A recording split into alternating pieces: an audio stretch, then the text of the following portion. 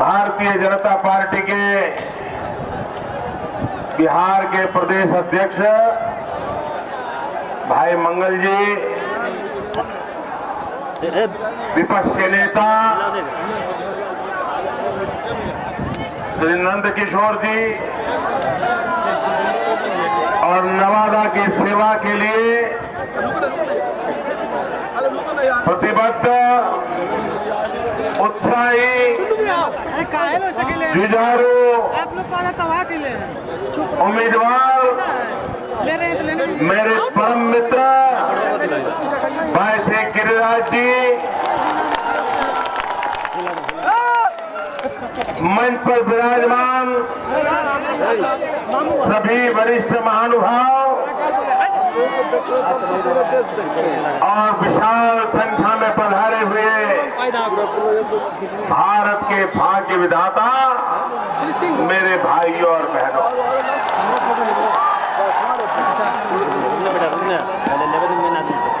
अब आप लोग एक संकल्प करो,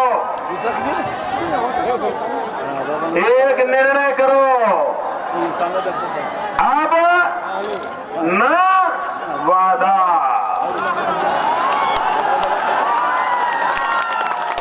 क्या करोगे संकल्प?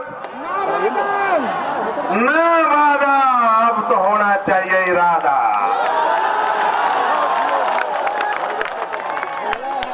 अब तक तो वादे ही चले न वादा में।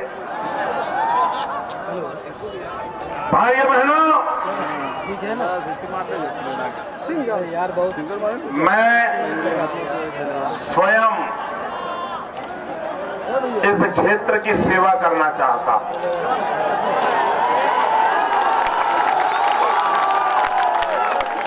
आप मुझे मौका देंगे, मैं सच्चे अर्थ में बताता हूं कि यहाँ जितनी सरकारें आई, दिल्ली में जरकर सरकारें आई, उन्होंने जो किया है उससे और अधिक शानदार जानदार मैं इस नवादा में इरादा लेकर के कर सकता हूं। और इसीलिए भाई गिरिराज जी को मैंने विशेष आग्रह किया है कि आप मेरे प्रतिनिधि के रूप में इस क्षेत्र के पीड़ा उठाइए और यहाँ की समस्याओं का समाधान करने के लिए मेरा साथ दीजिए। भाई जो बहनों, गिरिराज जी ने बीड़ा उठाया है और हमारे जो एक मित्र यहाँ पर है, उनको लगता है कि पूरे बिहार में एक व्यक्ति को अगर हराना है तो उसका नाम है गिरिराज। ऐसा ही है ना? वो ठान करके बैठे हैं। लेकिन भाइयों बहनों, स्टेज अलाउ नहीं करोगे?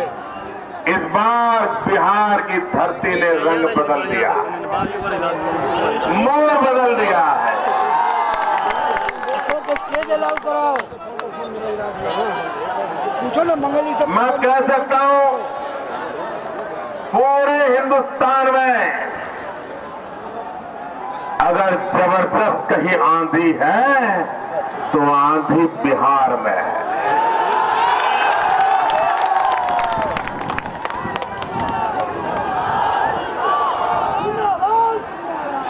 बिहार अब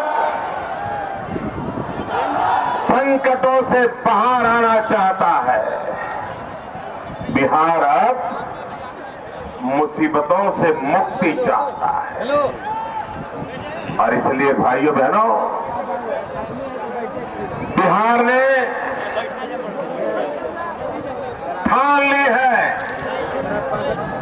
कि इस बार दिल्ली में जो सरकार बनेगी वो सरकार बिहार बनाएगा। ये बिहार का मूड है भाई।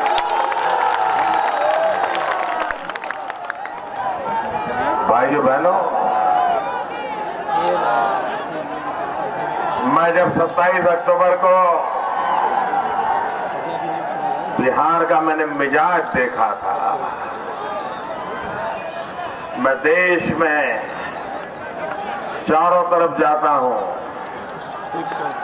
27 अक्टूबर का बिहार की जनता का मिजाज उसकी बात किए बिना रहता नहीं हूं। मैं हैरान था, बम धमाके हो रहे थे,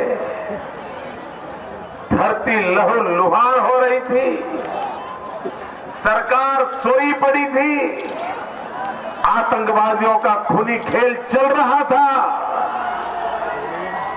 उसके बावजूद भी बिहार के लोग जरा भी हिले नहीं, डरे नहीं, झुके नहीं, भागे नहीं। मैं बिहार के इस गौरव का अभिनंदन करता हूं, बिहार के स्पिरिट का अभिनंदन करता हूं, बिहार की इस ताकत को मैं नमन करता हूं। और मैंने उस दिन कहा था कि मैं द्वारिका नगरी से आया हूं और मेरी द्वारिका नगरी का यदुवंश के साथ सीधा सीधा नाता है, और यदुवंश का नाता होने के कारण मुझे अपनापन महसूस होना बहुत स्वाभाविक है। भाइयों बहनों, मैं हैरान हूं, जो यदुवंश श्री कृष्ण की पूजा करता है, जो गौ पालन करता है, जो गौ की सेवा करता है, वो किन लोगों के साथ बैठे हैं, उनके नेता किसके साथ मिलकर के राजनीति कर रहे हैं? वो लोग जो हिंदुस्तान में पशुओं के कत्ले आम करने में गर्व महसूस करते हैं।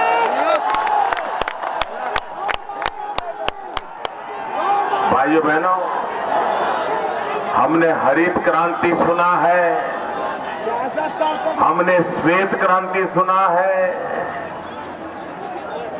देश हरियाली क्रांति के लिए सज्ज हो।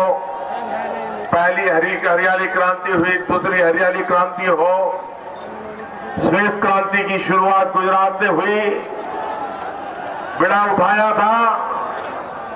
भाइयों बहनों, लेकिन आज की दिल्ली की सरकार को न हरित क्रांति चाहिए, न श्वेत क्रांति चाहिए, उसका तो बेड़ा उठाया है पिंक रिवॉल्यूशन। पिंक रिवॉल्यूशन, आपको मालूम है भाई पिंक रिवॉल्यूशन क्या है? जरा बताइए तो। मालूम है? मालूम है? यही तो इनका कमाल है, देश को अंधेरे में रख रहे हैं। और कांग्रेस पार्टी का एजेंडा है, उनको समर्थन करने वाले उत्तर प्रदेश के मुलायम सिंह जी को मैं पूछना चाहता हूं, बिहार के लालू जी को पूछना चाहता हूं कि आप ऐसे लोगों का समर्थन करते हो जो पिंक रिवॉल्यूशन करना चाहते हैं? पिंक रिवॉल्यूशन का मतलब होता है वो इस देश में गुलाबी क्रांति करना चाहते हैं, और गुलाबी क्रांति का मतलब होता है जब पशु काटते हैं और उसका जो मांस का कलर होता है ना, इसको ये पिंक रिवॉल्यूशन कहते हैं। और उन्होंने बड़े गर्व से कहा कि पिछली वर्ष मटन एक्सपोर्ट करने में हिंदुस्तान ने सबसे ज्यादा कमाई की है। गांव के गांव पशुधन काटा जा रहा है, पशुधन की चोरी हो रही है गांव गांव से। बांग्लादेश में पशु चोरी करके ले जाए जाते हैं।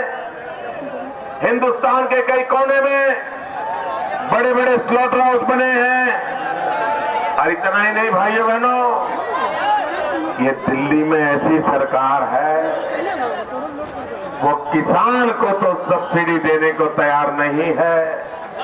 अगर मेरा यदुवंश से जुड़ा हुआ भाई गाय पालन करना चाहे तो उसको सब्सिडी देने को तैयार नहीं है, लेकिन गाय काटने वाला, पशु काटने वाला, देश की दुधनी नदियों को तबाह करने वाला अगर कत्ल खाने करता है तो दिल्ली की सरकार सब्सिडी देती है। भाइयों बहनों, मेरे यहाँ गुजरात में कॉटन की खेती होती है। अगर कॉटन विदेश में भेजते हैं तो उस पर प्रतिबंध लगता है, लेकिन मटन बेचते हैं तो सब्सिडी मिलती है। और इसके कारण जैसे किसी किसान से आप जमीन ले लो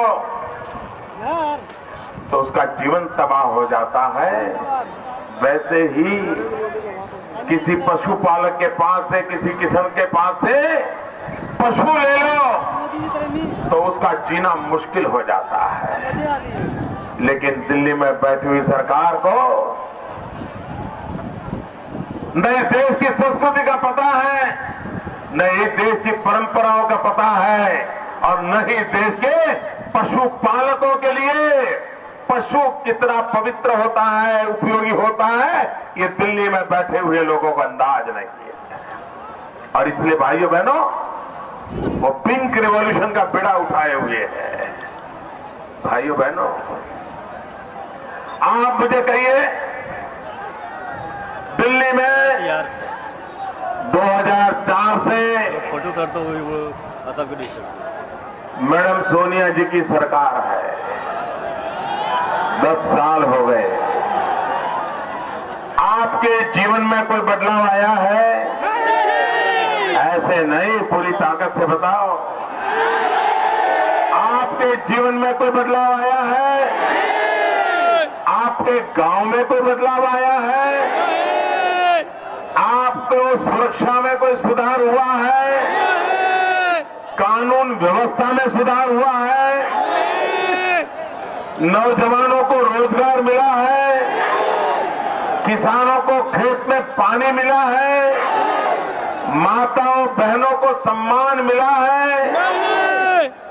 भाइयों बहनों, 10 साल के बाद अगर दिल्ली की सरकार आपको इतना नहीं दे पाई तो ऐसी सरकार को सहना चाहिए, ऐसी सरकार को रहना चाहिए, ऐसी सरकार को झेलना चाहिए। और इसलिए भाइयों बहनों, समय की मांग है कि हम हिंदुस्तान को कांग्रेस मुक्त करें, हिंदुस्तान को यूपीए से मुक्त करें। भाइयों बहनों, कुछ दिन पहले कांग्रेस पार्टी ने एक धोखा पत्र जारी किया, धोखा पत्र, घोषणा पत्र नहीं, धोखा पत्र। और उस धोखा पत्र में उन्होंने एक बात कही है कि अगर उनकी सरकार बनेगी तो वे 10 करोड़ नौजवानों को रोजगार देंगे। भाइयों बहनों, 2009 के चुनाव में भी कांग्रेस पार्टी ने 10 करोड़ नौजवानों को रोजगार देने का वादा किया था। मैं जरा पूछना चाहता हूं, यहां कोई है जिसे दिल्ली सरकार ने रोजगार दिया हो? कोई है जिसे रोजगार मिला हो? कोई है आपके गांव में जिसको रोजगार मिला हो? आप किसी को जानते हो जिसको रोजगार मिला हो? भाइयों बहनों,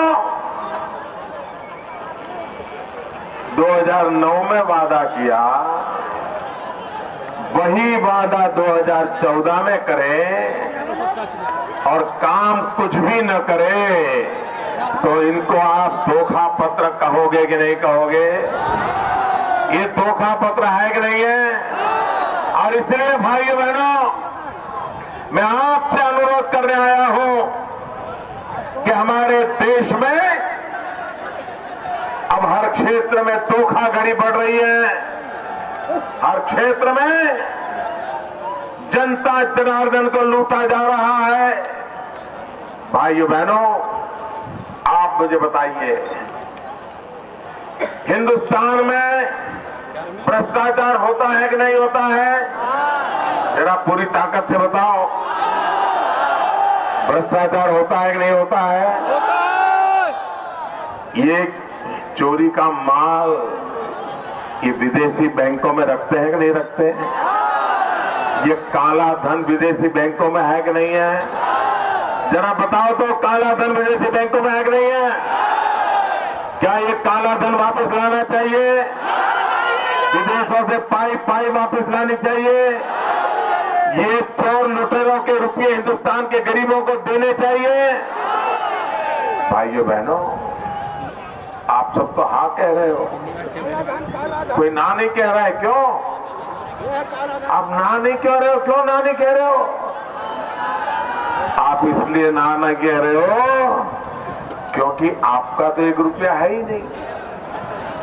जब आपका रुपया विदेशों में नहीं है तो आपका हाँ कहने में क्या जाता है?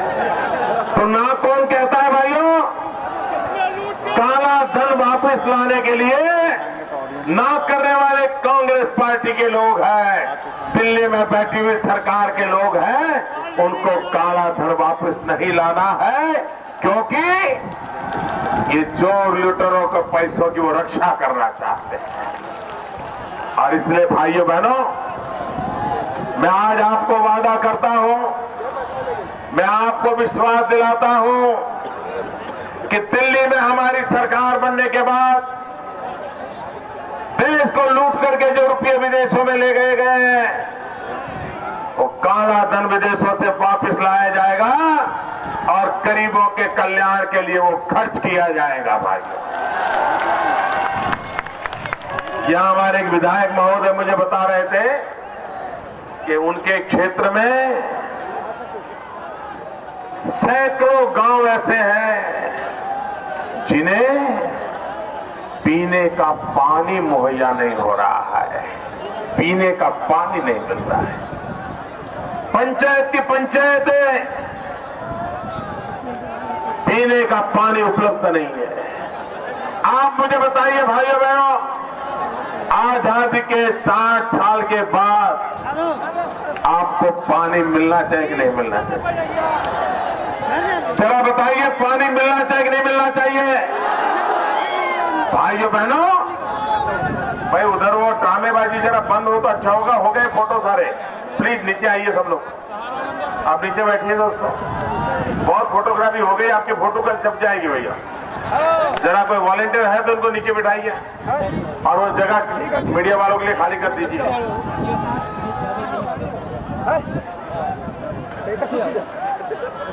भाइयों बहनों, आजादी के 60 साल के बाद पीने का पानी उपलब्ध होना चाहिए कि नहीं होना चाहिए? आज दिल्ली की सरकार हो या बिहार की सरकार हो, हिंदुस्तान के लोगों को पीने का शुद्ध पानी नहीं दे रही है। और इसलिए भाइयों बहनों, जो आपके खेत में पानी न दे, किसानों का भला न करे, माताओं बहनों को 5-5, 7-7, 10-10 किलोमीटर पानी भरने के लिए जाना पड़ता हो, आजादी के बाद ये स्थिति बदलनी चाहिए। और भाइयों बहनों, मैं आपसे इरादा लेकर के आया हूं। मैं नवादा में कहता हूं, मैं इरादा लेकर के आया हूं, मैं ये स्थितियों बदलने का पुरुषार्थ करने के लिए तैयार हूं। जहां के यहाँ की सरकार बनाए, यहां पर एक शुगर की चीनी की मिल थी, ताले क्यों लग गए भाई? गन्ना करने की खेती करने वाले किसान का क्या हुआ? क्या आप किसानों की चिंता नहीं कर सकते? भाइयों बहनों, इनको न किसानों की चिंता करनी है, न उनको आपके भाग्य को बदलने की चिंता करनी है। भाइयों बहनों, अभी कांग्रेस के शहजादे ये शहजादे कह रहे थे कि मेरे दिमाग में इंफ्रास्ट्रक्चर का पूरा मैप है। अब इनको मैप बनाने में 60 साल लग गए, तो धरती पर उतारने में तो 600 साल लग जाएंगे। भाइयों बहनों, वो कहते हैं देश को एक चौकीदार नहीं चाहिए, देश को एक चौकीदार नहीं चाहिए। वो कहते हैं 125 करोड़ देशवासी चौकीदार है। शाहजादे जी, आपके चौकीदार में सबसे पहला नाम किसका है? लालू जी। ये आपके चौकीदार, क्या बचेगा? आपके चौकीदार कौन? आदर्श घोटाला करने वाले महाराष्ट्र के अशोक चौहान, यही आपके चौकीदार है। अरे भाइयों बहनों, क्या कभी बिल्ली को दूध की रखवाली दी जा सकती है क्या? कुछ बचेगा क्या? ये दिल्ली में बैठे हुए लोग रखवाले भी ऐसे ढूंढ रहे हैं ताकि उनकी राजनीति चलती रहे, उनका कारोबार चलता रहे, जिसको लूटना है लूटता रहे, कांग्रेस की सुर से सलामत रहे, यही काम चला। भाइयों बहनों, आपने 60 साल तक शासक को चुना है, 60 साल तक शासक को चुना है। भाइयों बहनों, अब देश को शासक नहीं, देश को सेवक चाहिए, सेवक चाहिए। भाइयों बहनों, और मैं आपको वादा करने आया हूं कि मैं शासक नहीं, सेवक के रूप में आपकी सेवा करना चाहता हूं, और इसलिए मुझे आपके आशीर्वाद चाहिए। भाइयों बहनों, आपने कांग्रेस को 60 साल दिए हैं, देश को तबाह करने वालों को 60 साल दिए हैं आपने। भाइयों बहनों, मुझे 60 महीने दीजिए, सिर्फ 60 महीने। मैं आपकी आशा आकांक्षाओं को पूरी करने में, परिश्रम करने में कोई कमी नहीं रखूंगा। और इसलिए भाइयों बहनों, इस चुनाव में भारतीय जनता पार्टी को विजयी बनाइए। बिहार से सारे के सारे कमल, बिहार से सारे के सारे उम्मीदवार श्री पासवान जी के, सारे के सारे उम्मीदवार श्री कुशवाहा जी के, सबके सब उम्मीदवारों को दिल्ली में मेरे साथ भेजिए और दिल्ली में मजबूत सरकार बनाइए। दिल्ली में 300 से भी ज्यादा संख्या वाली अब सरकार बनानी है, ताकि देश को एक मजबूत सरकार मिले, एक स्थिर सरकार मिले, एक विकास और प्रगति करने वाली सरकार मिले, निर्णय करने वाली सरकार मिले। और इसके लिए बिहार से सारे के सारे हमारे उम्मीदवार विजयी बना करके भेजिए। भाई गिरिराज जी को, जिंदाबाद, भाई गिरिराज जी को विजयी बनाइए। एक कमल नवादा से भी भेजिए, पूरे बिहार से सारे प्रतिनिधियों को विजयी बनाइए। भारत माता की, भारत माता की।